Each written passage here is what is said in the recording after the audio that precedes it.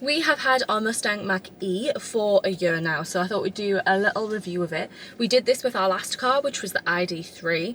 We are very much your basic car driving person. We are not car experts by any means. So if you are here looking for a car expert's review of this car, we ain't your people. But if you are here for just an average owner review, that's what we're about. We do love cars, but we don't know tech. We don't know the technical parts of cars. I did vlog picking up this car, so if you want to see more of like a tour of the car, vlog of picking it up, I will leave that linked above. This isn't going to be so much a tour, we're just going to be chatting about the actual car, things that we like, things that we don't like, maybe a little bit of comparison with the ID3, because that is another electric car that we have drove. This is our second electric. Before that we drove diesel. We have the Select, but with the media pack added on. Is it media pack? Tech pack. Tech pack. So we do just have the base model, but just a few things added on, like the roof. We have Bang & Olufsen speakers,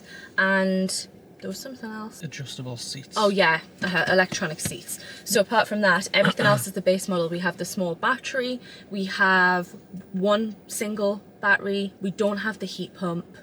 Oh, and the other thing was we have tailgate. Yeah. So we have a button for our boot, but they're the features that we have. We'll probably do the format that we normally do on this channel, where we do the bad things first and then end on a high. Yeah. Do you think? Yeah. Spoiler alert, it was a bit difficult to find the cons. Yeah. We had a lot of bad things in the ID3, just things that we found frustrating. I still would say we loved that car, but there was problems. But with this one, when we came to write this list, it was like, whereas with the ID3 it was like there's this.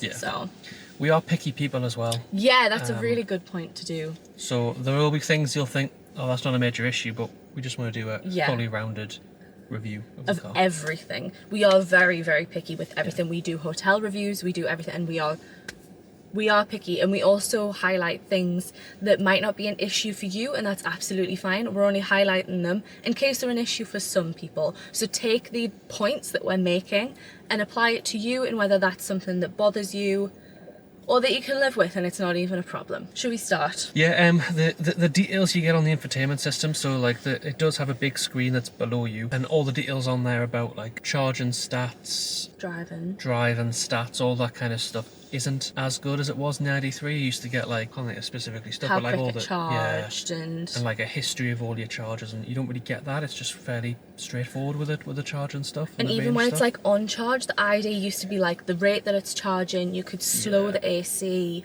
it was way more in-depth statistics, whereas this, it's kind of like, you're on charge, that's it. You can change for locations as to where you want to charge, how much you want to charge it to, but on our last car, you could, wherever you were, you could just press where you wanted to charge it to and stop. Whereas in this car, it's like you've got to add a location, name the location, pick the, like, it's a bit more. And you can only pick like 80% or 100%. Yeah. You can't pick like 60% and it'll just charge that. And I think in all the cases where we do set a limit to say only charged 80%, it still charges if you plugged in after that. Like it doesn't stop at 80%. It just gives you, on your phone and things, it gives you the time left to charge to that level. No, it doesn't not. No, it doesn't stop it. But all that detail that we talked, well, a lot of that detail that we talked about is available in the Ford app, so you can get it, just not within the car itself. That's the main thing. But I wouldn't say it's in depth as is the VW provided. No. Next one is that it's a shame. This is going off the, what I call like tablet cars. So cars that have massive tablets in the middle. This is one of them. So like the Teslas, things like that. And it is a shame that it doesn't have certain apps. So you can't get YouTube, you can't get Netflix. And if you're coming from a non-tablet car, you might be like, well, of course it doesn't have YouTube and Netflix. That's dangerous. The car is very good at locking itself down for other apps. For when you are driving, you're not allowed to go on it. Like there are a handful of games and things like that, but you can only play them when you're stopped. Yeah. So it feels like if it has that function, it's a shame that it doesn't have YouTube and Netflix and things like that. I think there's a bit of debate, because I am in some car groups and things on Facebook for the Mach-e, and it's a bit of a debate that I think some cars in America do have YouTube. Some of them you can get it on one of the subscriptions. Like it's a bit of inconsistency as to whether you can get the YouTube app, but you can't get Netflix, things like that. And it would just be so good for when you're charging to be able to get YouTube and Netflix. And I understand people be like, well, people can hack into the system and do it when you're driving. People are going to do that regardless. Like, if people can hack into the system and make it work whilst they're driving, you're going to be able to hack into the system and probably get YouTube on it anyway. So I just think it's a shame. Not a big deal, but it would be really good to get YouTube and Netflix. Oh yeah, so this one we don't agree on. So I think that the seats aren't the most comfortable seats in the world, and this might change depending on models. Yeah. We also have different seats with the tech pack. Yeah. It's like the faux leather with different stitching. Yeah. I think with the tech pack, and I don't think that they're uncomfortable. I wouldn't sit in it and be like, "Ooh, this is an uncomfortable seat." But I've noticed on long trips, my bum goes numb a lot quicker than I'm used to. I actually had this on the ID as well. I don't think the ID is the most comfortable seat either. Our car before that was a Seat Arona, and they were comfortable. My bum did not go numb on those seats. But like I say, it's not like you sit in it and you're like, "Oh, it's uncomfortable," and you can get lumbar support with the electronic and everything. It's brilliant. It's so good. But I don't think it's got the most cushioning on the bottom, which you only notice on long trips. But Jack disagrees. Yeah, I think it's all right. Yeah. I wouldn't say it's the most comfortable we've ever sat in, but I don't think it's bad. Yeah. The steering wheel gets really hot With the heated steering initially. wheel. Yeah. So when the heat steering wheel's on, immediately it gets really hot. And if you leave it on for too long, it just seems to keep getting hotter. But then it doesn't, I think. I think it gets really, really hot really, really quickly, and then it's as if it's not on. Right, okay. Because I'm like trying to find where it's still warm. Right, okay. And I'm like, oh, it's not really warm anywhere. Right. It's like it gets so hot it's burning you, but then after it gets to that point, it's like, Right. well, Yeah. nah, I'll be on. Okay. Do you agree? I don't think I agree. I think it gets hot. It keeps getting hot, I've noticed, but I don't know. You do turn it off though, so maybe you turn it off before it Yeah, gets to that maybe. point. The next two are the biggest two, I think. Yeah. And it's that the battery seems to be affected by cold a lot more than our last car. On the ID, we got 230 on a full normal temperature. Yeah. And then when the temperature got, the lowest that we got on a full battery was 160 or 180. 140, something like that. Right. It was down there, but this is worse. Yeah, and when that only happened when we got to like -5 kind of temperatures, whereas this, it feels like we get to 5 degrees or lower, and the batteries just can't deal with it as well. I think the lowest I've seen it get on like a full charge is like 120, maybe a little bit less. Well, I mean, what are we on right now? Because it's 4 degrees. 50 mile or 35%. So what would that be on 100% right now? About 160 mile. So we're on 160 mile and it's 4 degrees, which is fine if you're in warmer climates, but we're in the northeast of England, so it does affect it. And I think one thing to note is that, yes, that could be down to the systems estimating, but that still matters. Like if the system's estimating that it's going down way more than the ID battery did, that still affects it, and you don't want to risk it regardless. Yeah. So I think that's the biggest thing we noticed when we bought the car. We bought it in November, and we literally sent it back to the garage to be like, something's wrong with the battery. We're not getting the charge that it's, because obviously it says you're gonna get 220 or whatever, and like, salespeople should make it very clear that you're not actually going to get that. But it went down so much, we actually was like, there's something wrong with the car. But then when we put it into the garage, the guy was just like, no, that's what you're going to get.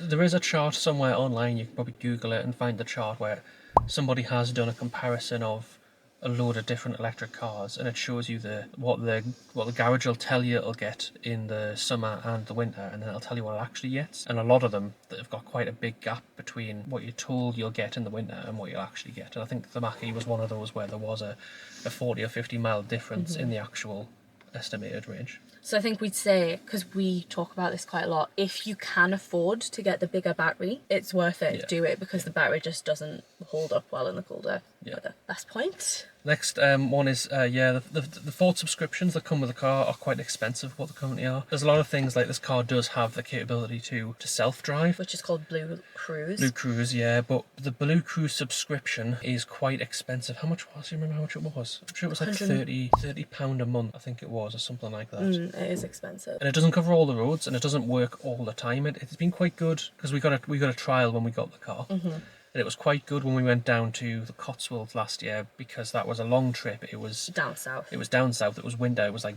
December, and it was quite good to use that on the motorways, but it didn't work all the time. They did say it would improve over time as more development happened on the software, but it's just not great for the cost. And for us, if you go north of Newcastle, it stops. Yeah, there's no. They are very explicit with what roads are covered, so definitely check out the roads around you and if they're covered.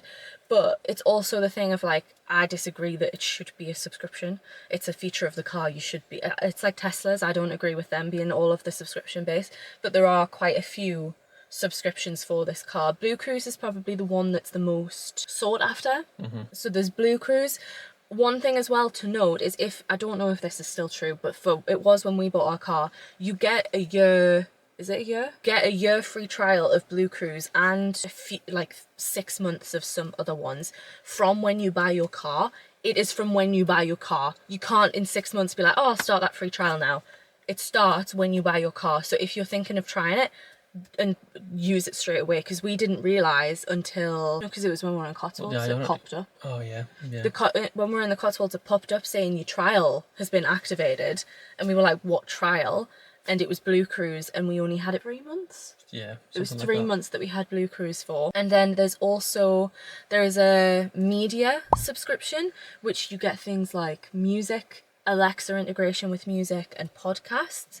There is a plug-in Ion-E subscription where you can just plug in your car. You don't have to do any of the starting the apps and all that kind of stuff. It literally just plug-ins and charge, and then you get a discounted rate with Ion-E. And then there is also There's one more. I'm thinking there's one more. Yeah. If I find out, I'll put it on screen, but I can't remember what it is right now.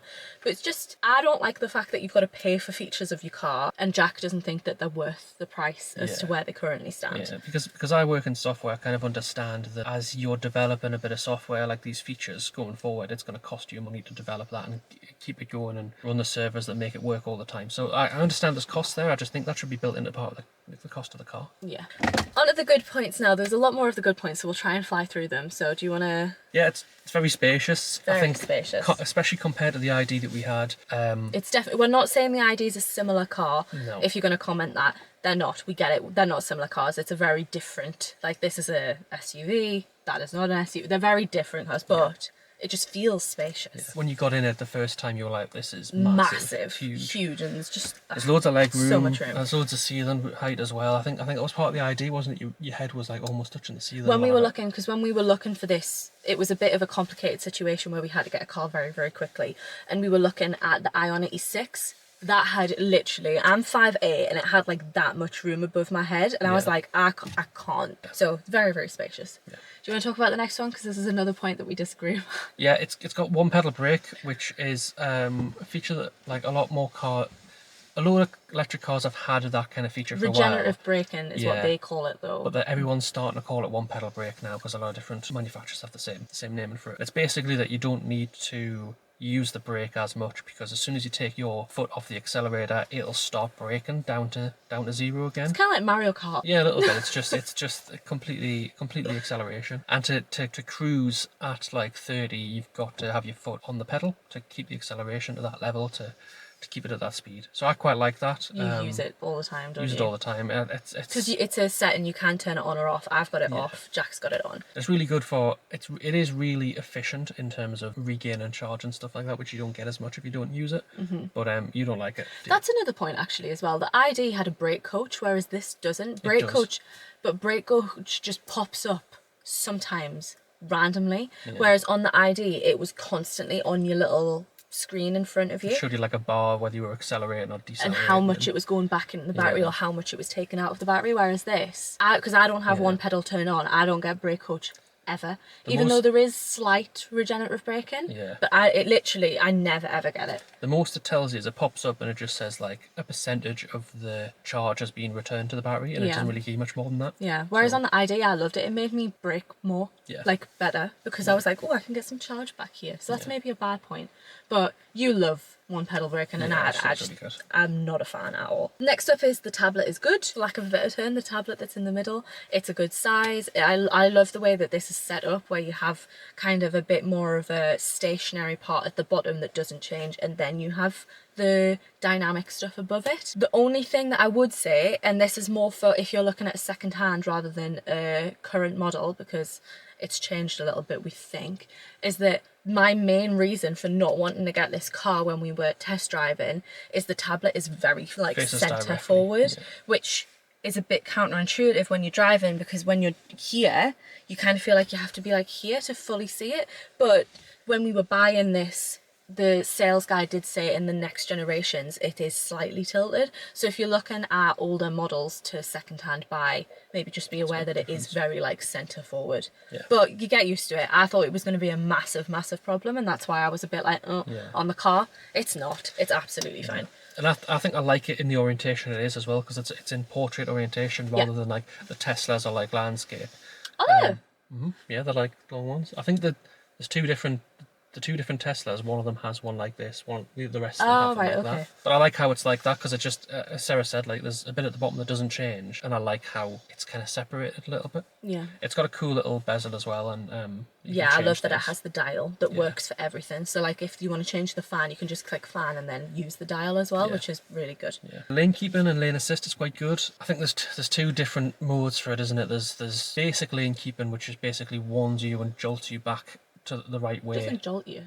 It does. It steers a little bit. Oh, when you're on cruise control? Yes. Not when you're not on cruise control? Yeah. It jolts you back a little bit and just keeps you in lane. And the other mode is when it can detect the lanes fully, using like, it's got like a camera built-in thing up here.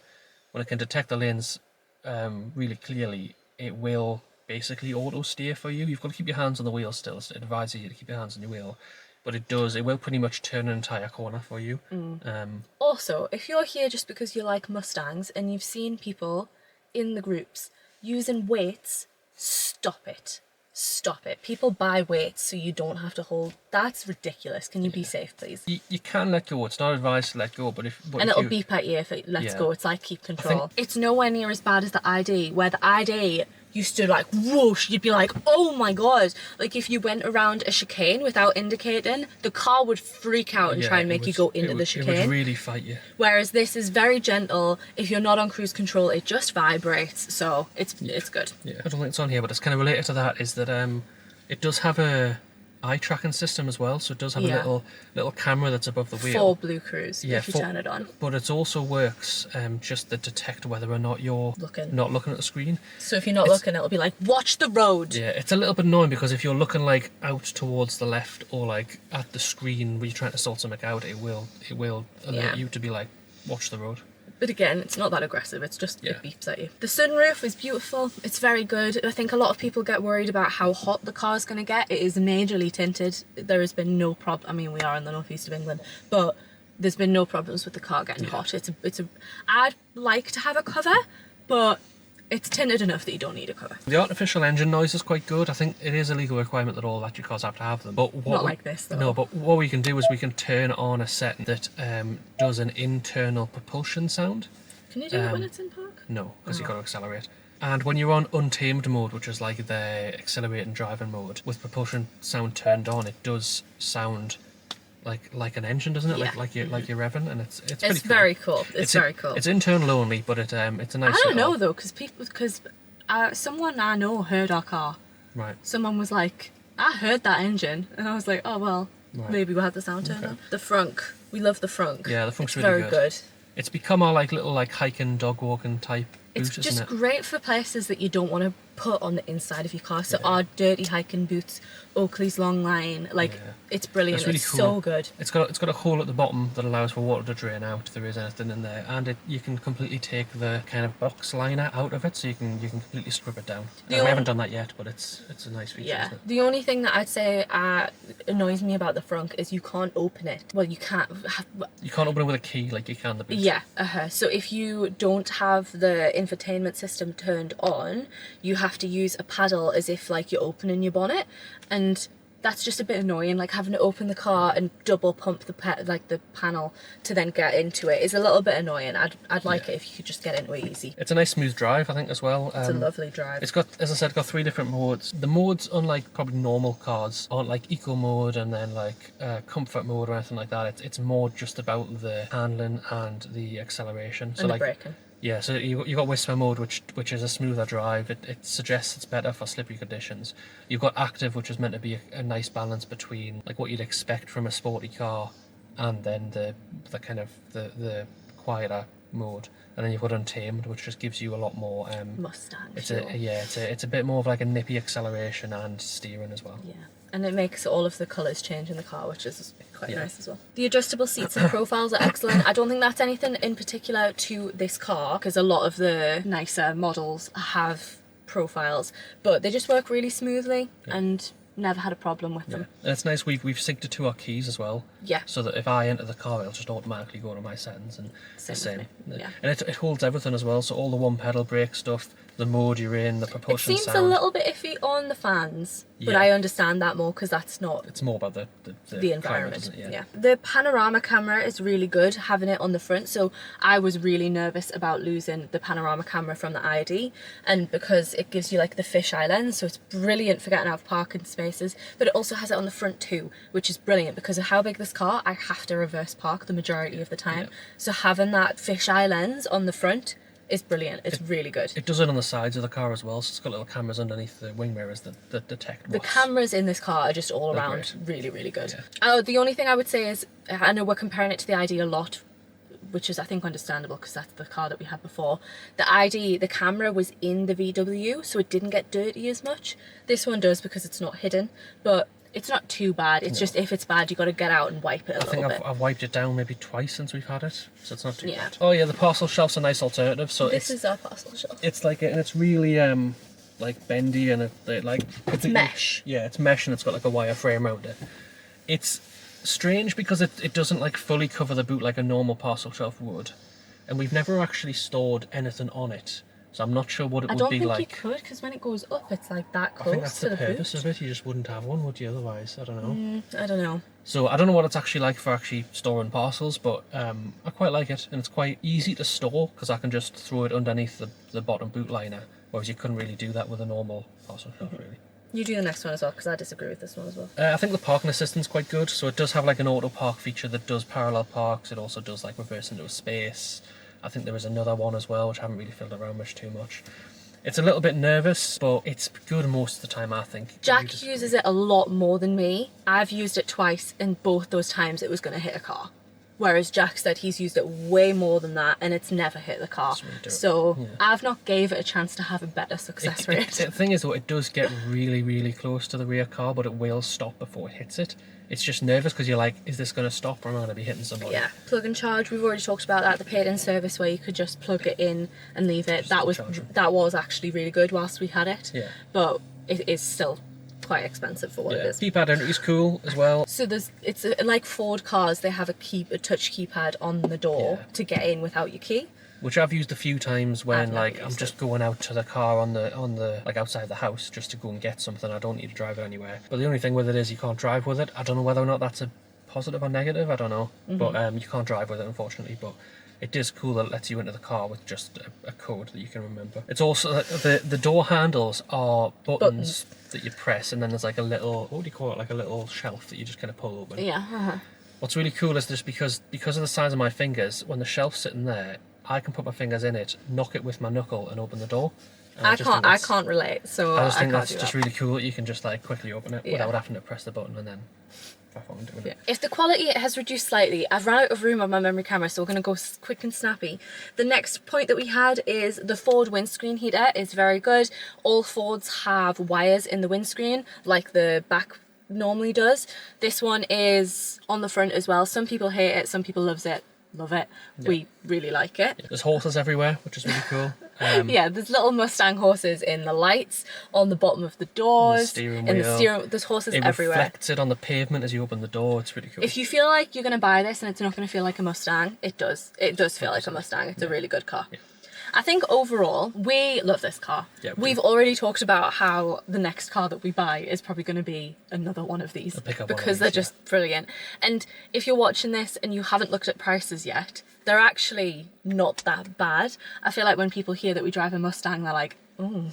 But we were looking at Ioniq 5, Ioniq 6. Yeah. We were looking at a Kia. We were looking at, what else? Oh, we looked at the ID4, and this actually ended up being not the most expensive. Yeah. So the price is not that bad, and it is a really, really good car. It's a brilliant car. It's our favourite car we've owned, I think. Yeah. Only tips that we'd have is like, if you can afford a bigger battery, do it. Go for it. The tech pack as well. The tech pack is brilliant if you're if you wanted to buy the lower model. The speakers just make so much difference, don't they? And the electric seats. The main reason that we wanted the tech pack was because if we were spending this, it was me.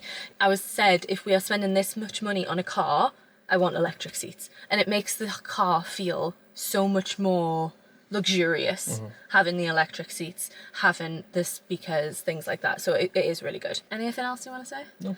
If you have any questions, please let us know. We can answer whatever you want. It's a 2024 select model with a tech pack. That's what we have. So if you have any questions, please let us know. Would definitely say we recommend this car though. Yeah.